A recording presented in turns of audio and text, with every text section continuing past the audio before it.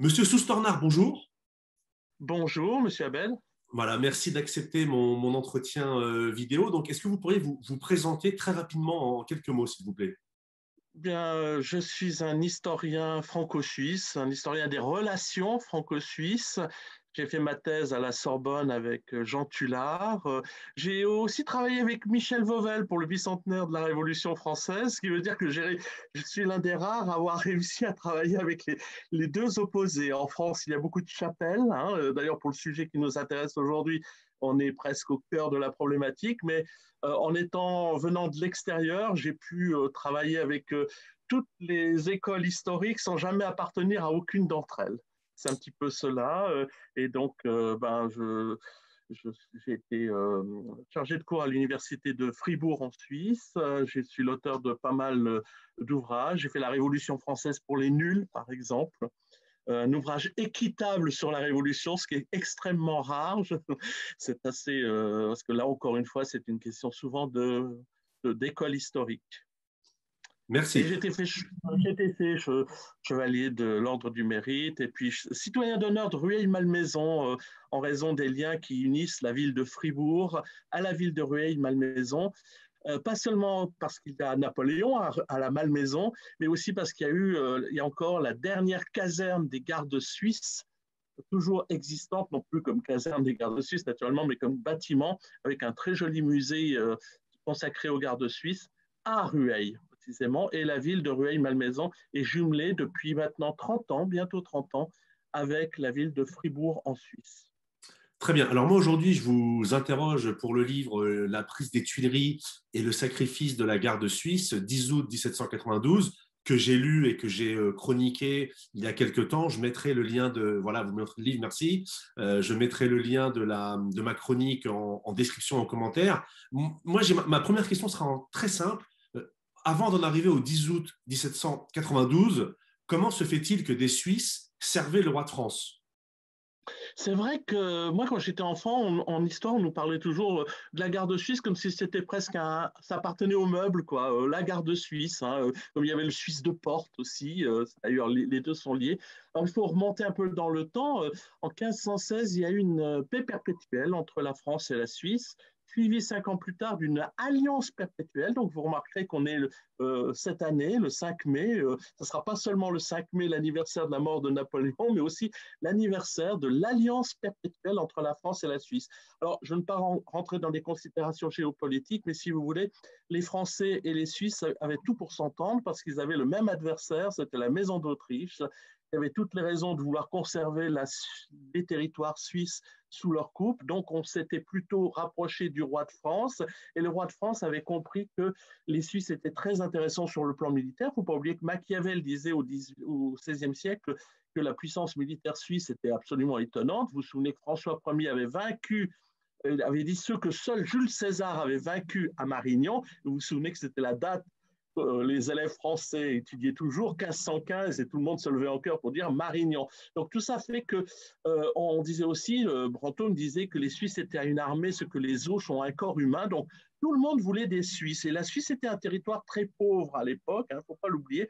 On n'est pas au XXe siècle où la Suisse va s'enrichir, mais à cette époque-là, la Suisse était très pauvre, donc elle exportait beaucoup d'hommes et elle a compris que plutôt que laisser partir comme ça, il valait mieux les rentabiliser, excusez-moi du terme, en créant des alliances militaires qui ont plus protégé le territoire suisse de la gourmandise des Autrichiens et d'autres puissances. Donc la France étant employée à émanciper la Suisse du Saint-Empire romain germanique, la France, eh bien, en échange, recevait des troupes auxiliaires. Et je dis bien des troupes auxiliaires, parce que souvent on utilise, vous savez, l'expression de mercenaires, hein, pour disqualifier. Généralement, on dit voilà, c'était les mercenaires suisses qui se vendaient aux plus offrants, les gens vendus aux Bourbons, comme on a pu le dire du côté des révolutionnaires. En fait, il y avait une alliance, et cette alliance faisait que ce n'était pas vraiment des mercenaires, c'était des troupes auxiliaires que les cantons suisses, parce que je dis bien les cantons, parce que la Suisse n'était pas unifiée à l'époque,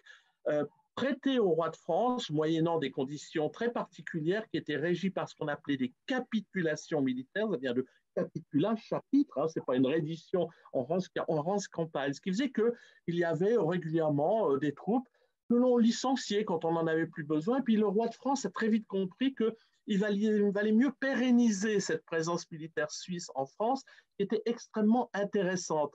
Pas seulement dans les conflits extérieurs, parce que les capitulations et l'alliance faisaient que les Suisses réservaient, comme on dit, réservaient entre guillemets certaines puissances, c'est-à-dire qu'on ne pouvait pas l'utiliser dans des guerres offensives, par exemple contre la maison d'Autriche. On faisait très attention, c'était plutôt pour défendre le territoire français.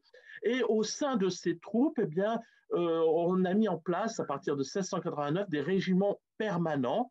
Et à la veille de la Révolution, il y avait 11 régiments permanents de Suisse au service de France, bien répartis d'ailleurs par les provenances cantonales. Il y avait même un régiment bernois, entièrement zurichois, donc les deux cantons les plus importants de la Suisse. Et avec la fine fleur de tous ces soldats, on avait formé sous Louis XIII, mais ça existait déjà sporadiquement avant, le fameux régiment des gardes suisses. Merci. Justement, quelles sont les conditions pour intégrer cette troupe? Alors, pour le régiment des gardes suisses, c'est le nec plus ultra.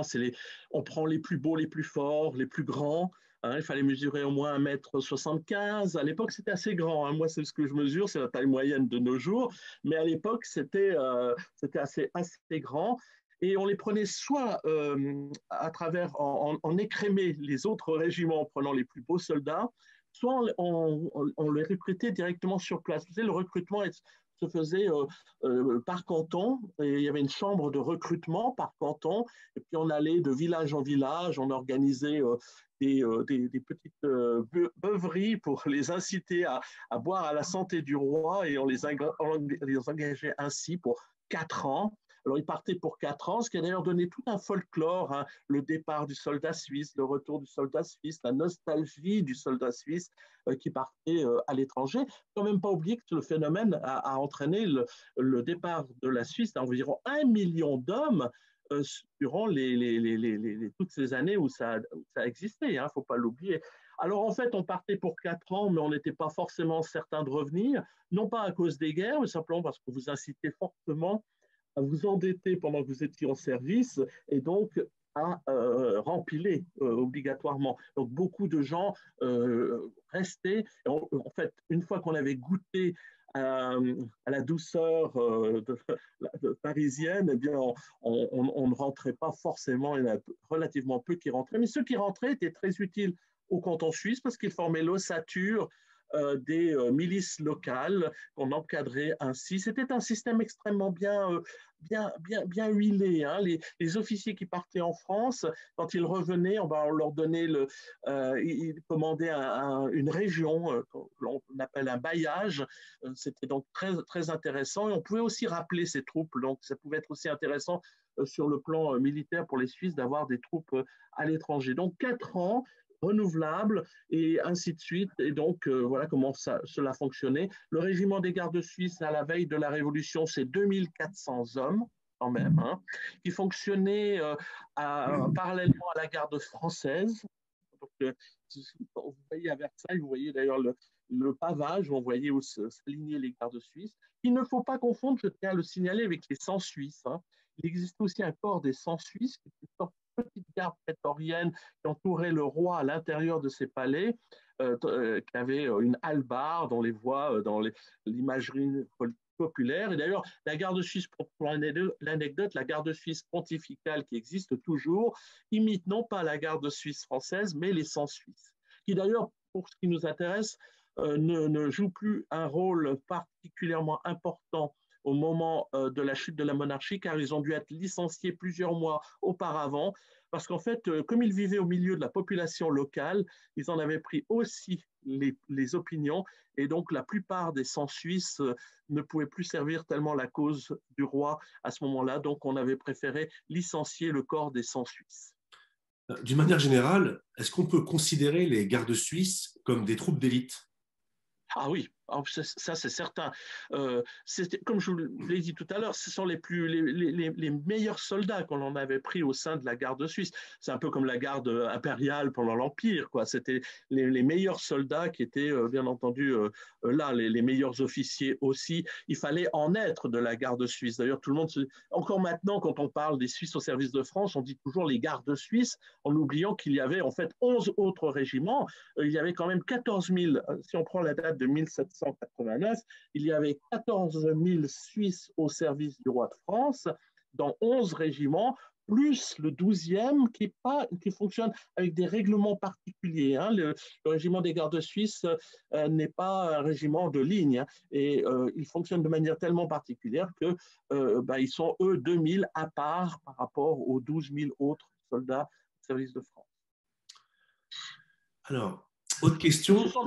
J'ai oublié de préciser d'ailleurs, ils se sont illustrés d'ailleurs lors de pas mal de batailles. Hein. Ils accompagnaient le roi de France sur ces lieux de bataille. Donc ils ont accompagné Louis XIV et Louis XV. C'était une formation qui a eu l'occasion de combattre, effectivement. Voilà. Très bien, donc une troupe d'élite. Alors justement, les soldats suisses au service du roi de France, ils accomplissaient leur devoir par principe pour faire le métier, ou est-ce qu'ils étaient vraiment attachés à la monarchie française? Vous posez là une question vraiment centrale parce que souvent, soit si vous êtes du côté révolutionnaire, vous les traitez de simples mercenaires, soit vous, du côté royaliste, vous vantez leur fidélité indéfectible avec quelques nuances par-ci par-là. En fait, on se trompe un petit peu là. Alors, naturellement, le facteur humain joue un rôle. Parmi les gardes suisses, vous avez parmi les soldats certains qui sont favorables à la Révolution, donc qui vont se montrer beaucoup plus réticents. D'autres qui sont des royalistes, comme le major Bachmann, qui est l'âme de la résistance du 10 août 1792. Mais il ne faut pas oublier qu'on est dans une toute autre configuration en réalité. Le régiment des gardes suisses, comme tous les autres régiments, ce sont des troupes auxiliaires qui servent l'État de droit. Encore une fois, ce ne sont pas des mercenaires. Leur cahier des charges est très strict. C'est pour ça qu'on ne peut pas les utiliser n'importe comment. Souvent on me cite, mais pourquoi la garde suisse n'a pas accompagné Louis XVI lorsqu'il a quitté Paris le 20 juin 1791? Ben non, c'était techniquement pas possible, légalement pas possible. Pourquoi?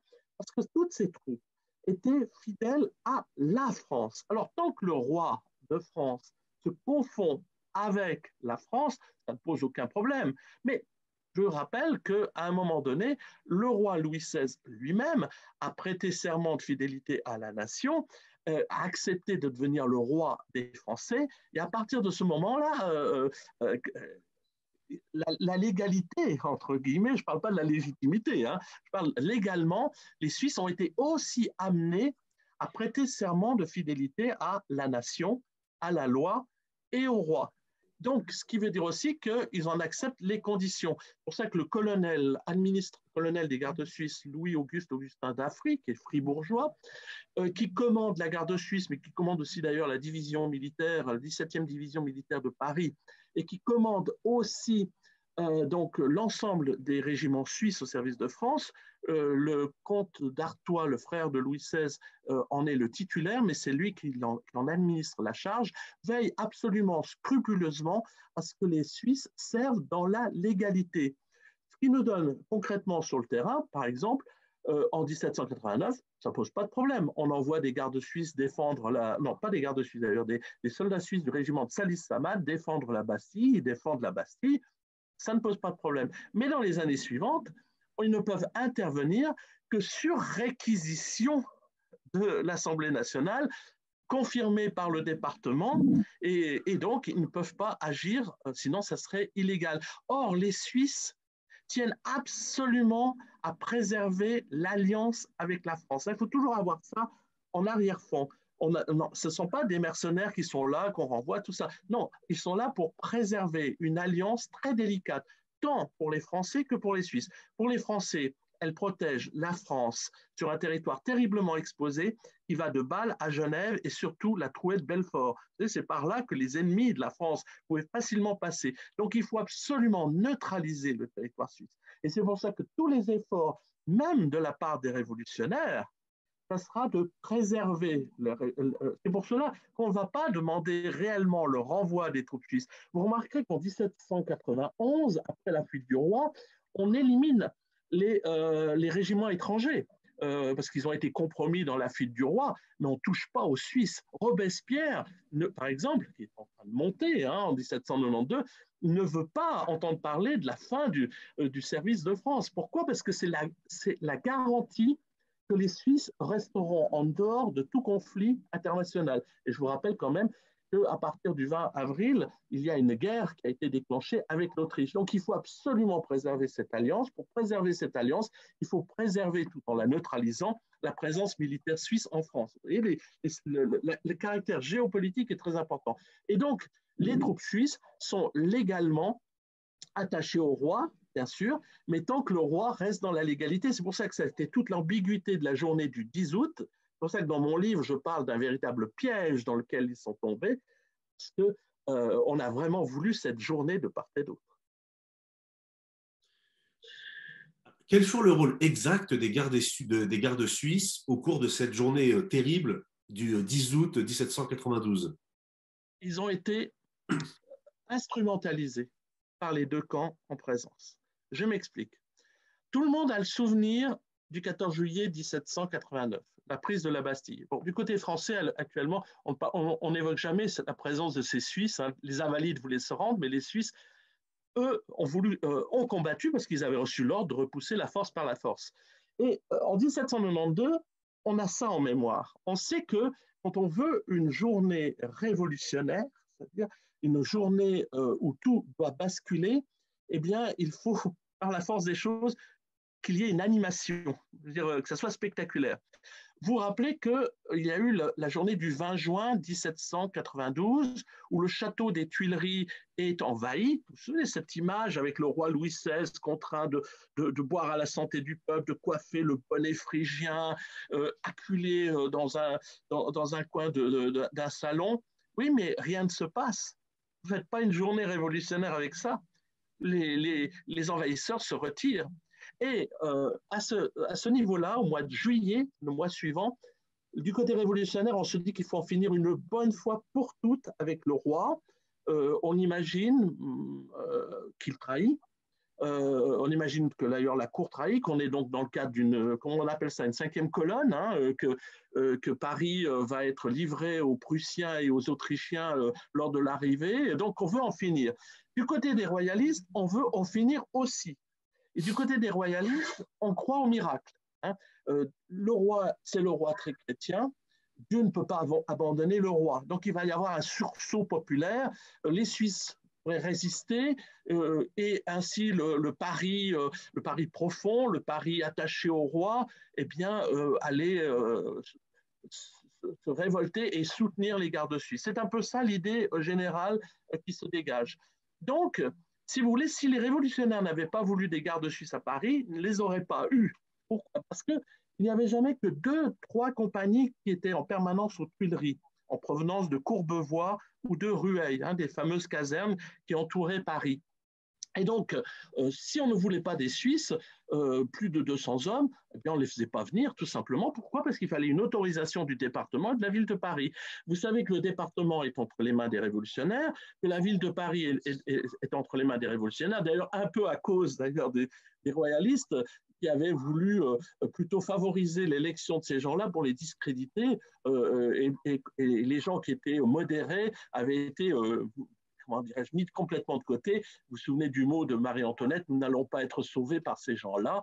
Donc là, on voit qu'il y a eu un jeu un peu trouble aussi de part et d'autre. Et donc, la mairie de Paris, les révolutionnaires se disent que pour en finir une bonne fois pour toutes avec le roi, il faut une journée spectaculaire, une journée où tout va basculer. Et pour cela, il faut bien sûr qu'il y ait vraiment une forte présence pour légitimer ce sursaut national révolutionnaire contre le roi.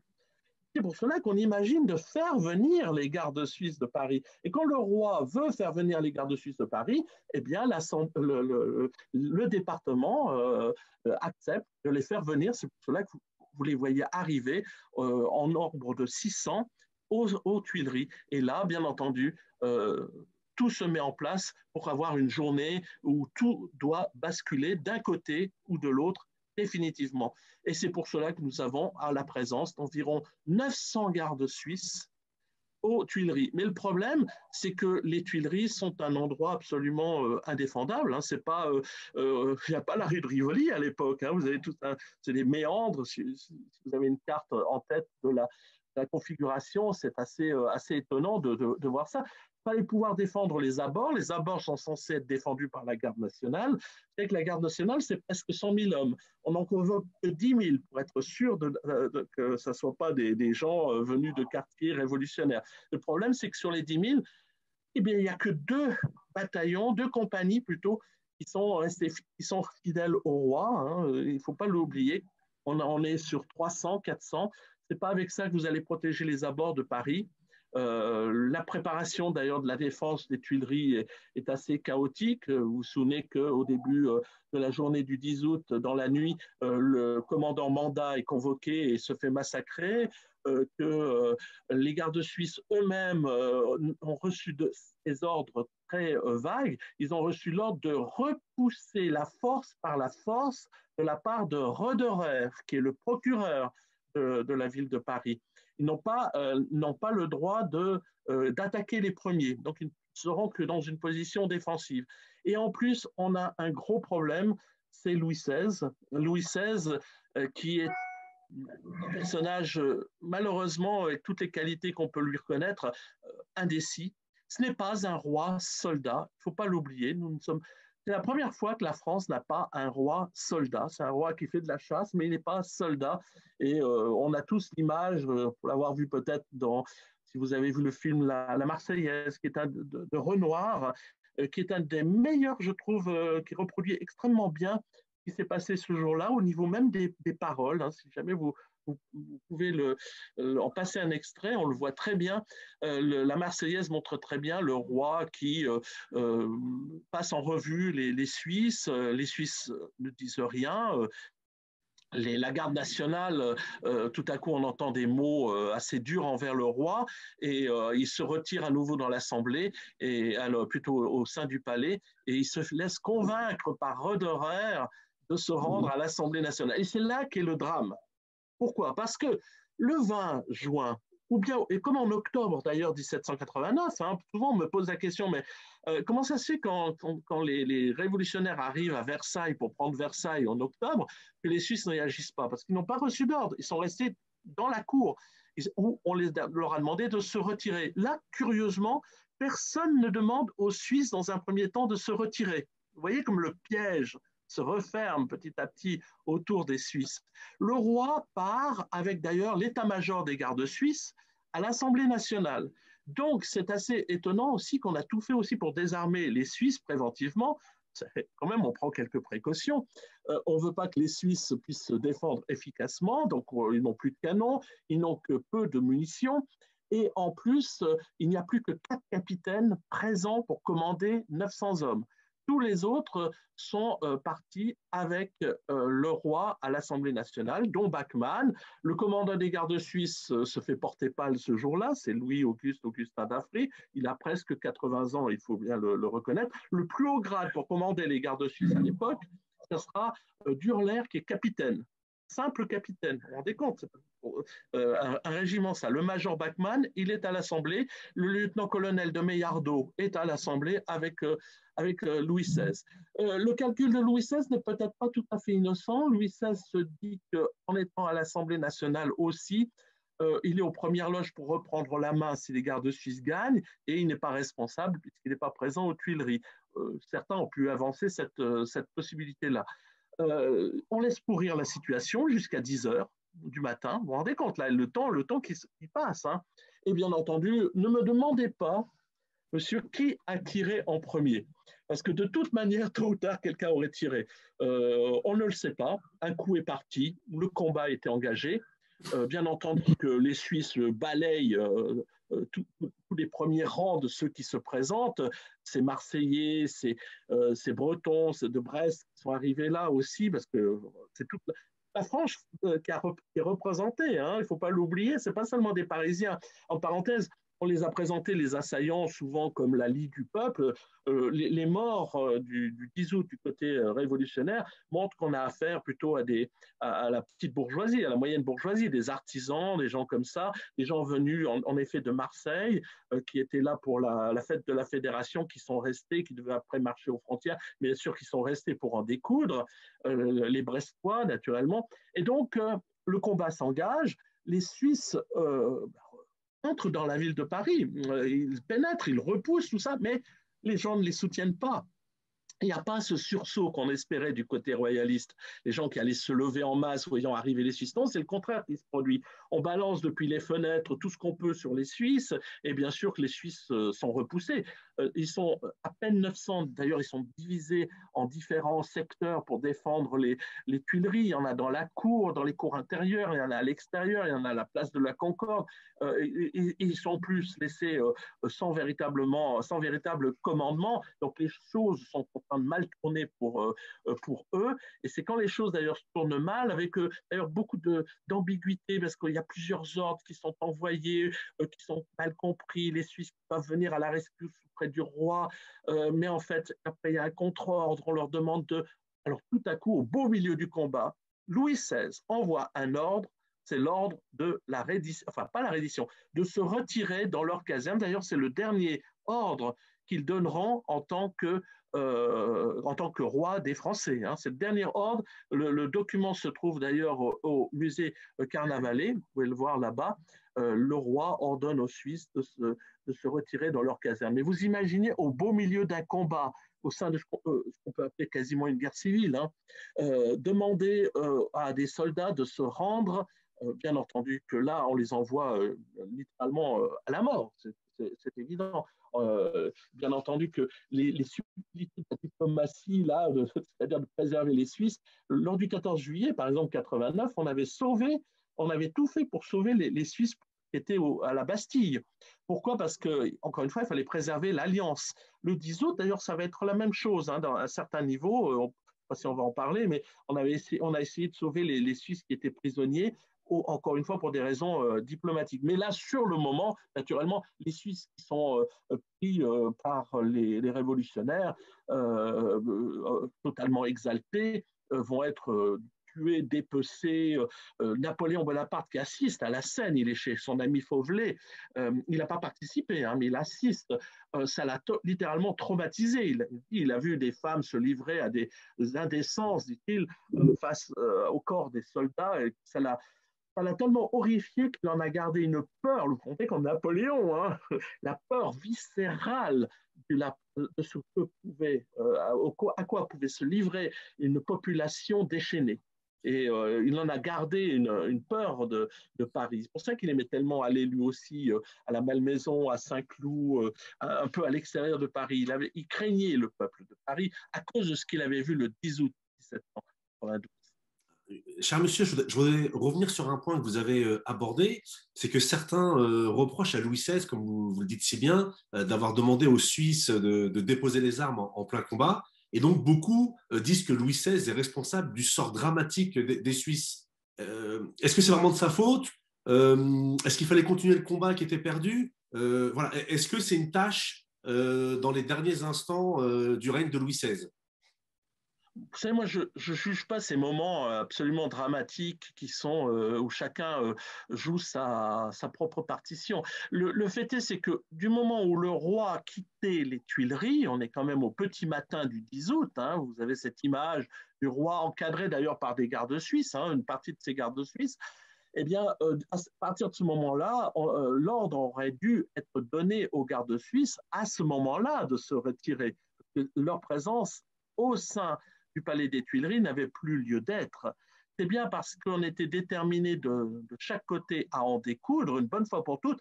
S'il y a un moment d'entente entre les Français des différentes tendances, c'est bien à ce moment-là, c'est-à-dire d'en finir une bonne fois pour toutes et que le meilleur gagne. Hein.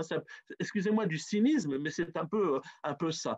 Et Louis XVI, sans doute, ne s'est même pas rendu compte de tout ça. Il était terriblement dépassé par les événements. Je ne veux pas accabler Louis XVI, mais les événements du 10 août montrent que, par exemple, sa femme, Marie-Antoinette, était très à la hauteur de la situation. Elle essaye de galvaniser les troupes. On la voit dans la nuit du 9 au 10 août, très présente. Hein. Louis XVI, on le voit sortir, c'est un fait historique, avec la perruque mal ajustée.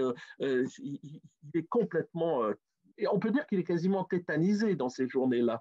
Donc, bien sûr, on peut dire qu'il est en grande partie responsable de ce qui s'est passé, le massacre des gardes suisses. Mais bon, c'est quand même pas lui qui a massacré ses propres Suisses. Hein. C'est quand même la population déchaînée qui en est responsable. Il faut bien, je ne veux pas excuser la population parisienne et française d'avoir attaqué les gardes suisses. Il ne faut pas oublier qu'eux-mêmes, quand ils en avaient eu la possibilité, lors de l'affaire Réveillon, par exemple en avril 1789, n'avaient pas hésité à tirer. La répression avait été extrêmement rude de la part des gardes suisses eux-mêmes. Donc il y avait un fort ressentiment entre les Français et les gardes suisses. Ils étaient, à ce moment-là, ils étaient terriblement détestés. Vous vous rendez compte que c'était un corps étranger. C'est un peu, moi je le compare dans mon livre à Louis XVI, là, à ce moment-là, avec, vous savez, c'est Torero qui agite la muleta rouge face au taureau. Là. C'est un peu ça. Simplement qu'au lieu d'impressionner, ils ont été, au contraire, c'est eux qui ont galvanisé leurs adversaires en les mobilisant. Donc ils ont grandement contribué, là aussi, les gardes suisses accidentellement, par leur présence même, à la chute de la royauté. Mais devant la disproportion des forces, est-ce que c'était pas illusoire de la part des royalistes de penser qu'ils pouvaient en finir ce jour-là?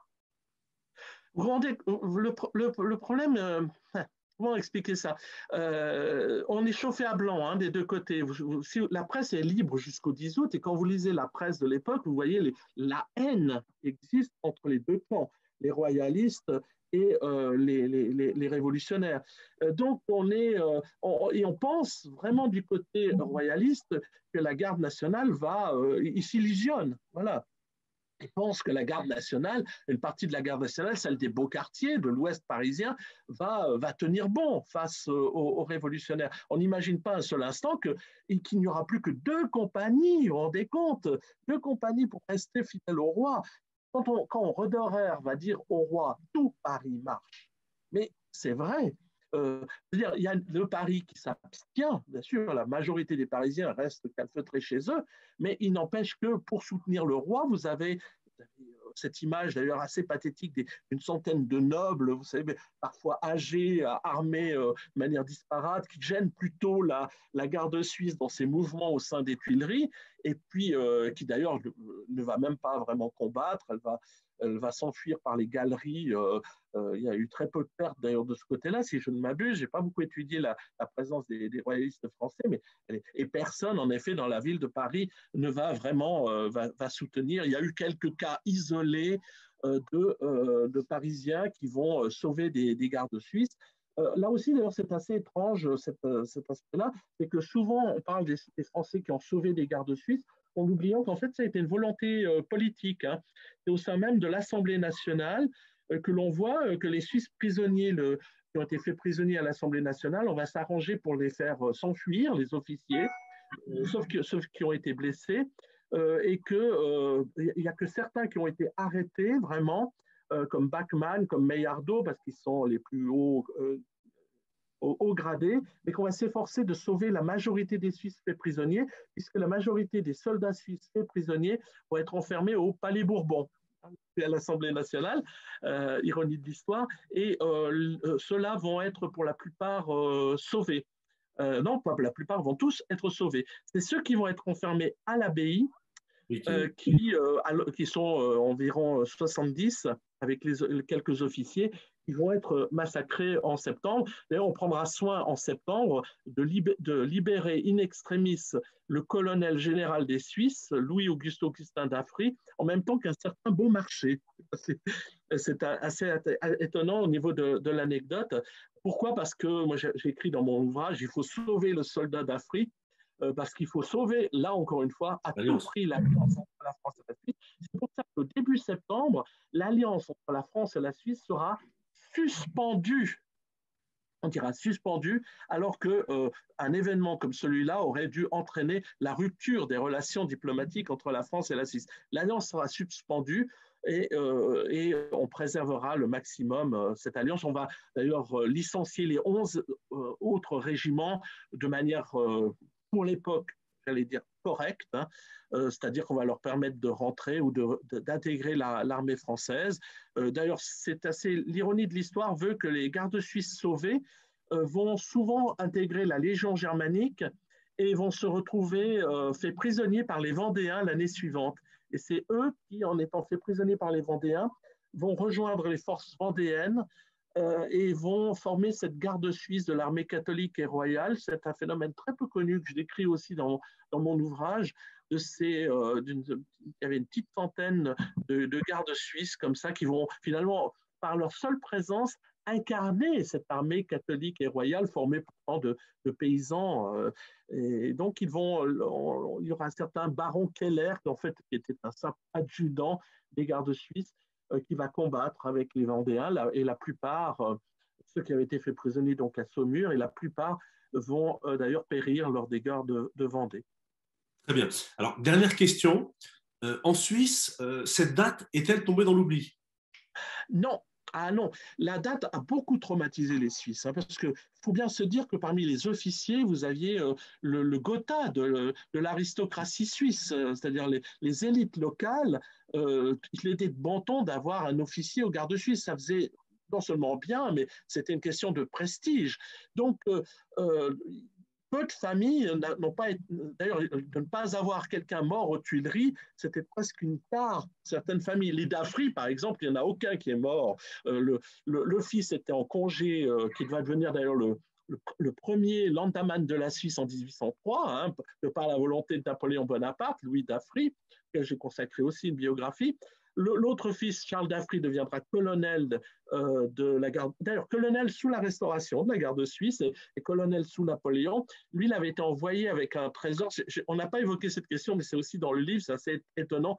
C'est ces gardes suisses qui avaient été envoyés en Normandie en prévision d'une possible fuite du roi par la Normandie, par Rouen, où il y avait le régiment suisse de Salis Samad, commandé par le frère Bachmann, le Bachmann de 1800, qui était le major des gardes suisses. Et donc, ces Suisses, la Suisse a donc conservé un souvenir vraiment cuisant de ce 10 août, à tel point que beaucoup d'officiers voudront se venger, qui avaient été sauvés le 10 août, n'auront en tête que de se venger. Alors vous avez par exemple le cas de Jean-Victor de Constant-Rebec, qui est le cousin de Benjamin Constant, que tout le monde connaît, et qui était au service de la Hollande en 1815, et qui sera l'âme, une anecdote qu'on ne connaît pas, vraiment, c'est le vainqueur des quatre bras, donc en marche de Waterloo, et c'est lui qui va réussir à convaincre Wellington de ne pas abandonner la place de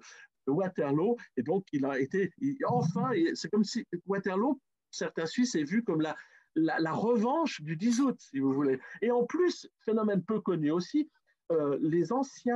d'anciens gardes suisses, d'anciens soldats au service de France, qui avaient cette idée en tête de se venger, en 1815, au mois de juillet 1815, début juillet 1815, envahissent la France avec une armée suisse, vont jusqu'à Joux, vont jusqu'à Val d'Aon, à côté de Besançon. Ils ont envahi la Suisse. C'était une vengeance, vous voyez, une revanche contre le 10 août. Et quelques années plus tard, cette année c'est le bicentenaire,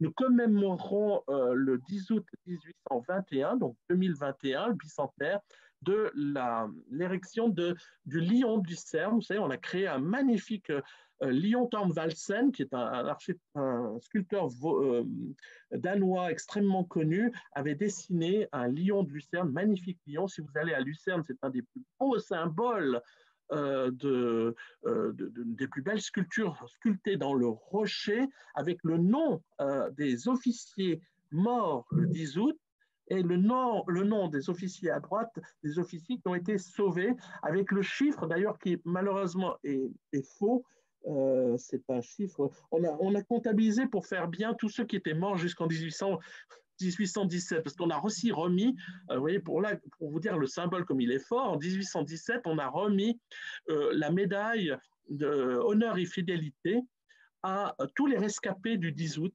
Mais il fallait vraiment y avoir été. Hein. Pour l'avoir, D'Affry ne l'a pas eu, le fils d'Affry, hein, parce qu'il n'était pas présent. Même s'il était en Normandie, garde suisse, il fallait vraiment avoir été. Et on va remettre après de 389, en fait, exactement, garde suisse sauvé, qui vivait toujours en 1817, la médaille du 10 août. Et c'est là que malheureusement, vous voyez, l'histoire, des fois, on s'abuse un petit peu. On avait calculé qu'il y avait eu 760 gardes suisses tués le 10 août. C'est pas possible. Moi, je les ai comptés un à un dans la mesure du possible. Il y avait 900 présents, ne serait-ce que par le fait qu'on a remis la médaille à 389. Je vous laisse faire le calcul. En plus, en 25 ans, on a eu quand même quelques raisons de mourir entre 1792 et 1817. Donc, le chiffre que donne le D'Affry, parce que ce qu'on oublie, c'est que D'Affry qui a été sauvé le 10 août, hein, le colonel général des Suisses, début septembre, il retrouve son poste d'administrateur des troupes suisses, chargé du licenciement au bon ordre des troupes suisses. Et il calcule le nombre de tués le 10 août et lors des massacres de septembre, et il donne le chiffre de 300. 300 plus 175 disparus. Voilà. Donc, pour terminer, donc c'est une journée qui n'est pas oubliée en Suisse parce qu'elle a profondément marqué les Suisses de l'époque et même ceux d'après. Ah oui, oui, oui. On l'a commémoré en 1942, par exemple, en grande pompe, ce phénomène. Je vous dis, cette année, si vous êtes présent à Lucerne le 14 août, il y aura une cérémonie publique durant toute la journée. On publie d'ailleurs un ouvrage à cette occasion-là. Moi-même, je publie pour une revue romande assez simple au mois de juin un texte sur le lion de Lucerne. On en entendra passablement parler cette année. Pour les Suisses, c'est resté quelque chose. Vous vous rendez compte, l'amitié franco-suisse était quelque chose d'unique en son genre. Et là, on s'est un peu, nous, sentis trahis par les Français, par ce piège qui avait été tendu le 10 août aux Suisses pour en finir une bonne fois pour toutes avec le roi. On peut dire que là, en l'occurrence, les Suisses ont été terriblement instrumentalisés, et par les deux camps présents, et en particulier par le camp révolutionnaire, naturellement. Eh bien, écoutez, merci beaucoup. Ce sera le mot de la fin. Et donc, la prise des Tuileries et le sacrifice de la garde suisse, 10 août 1792. Merci beaucoup et à très bientôt. À très bientôt, j'espère.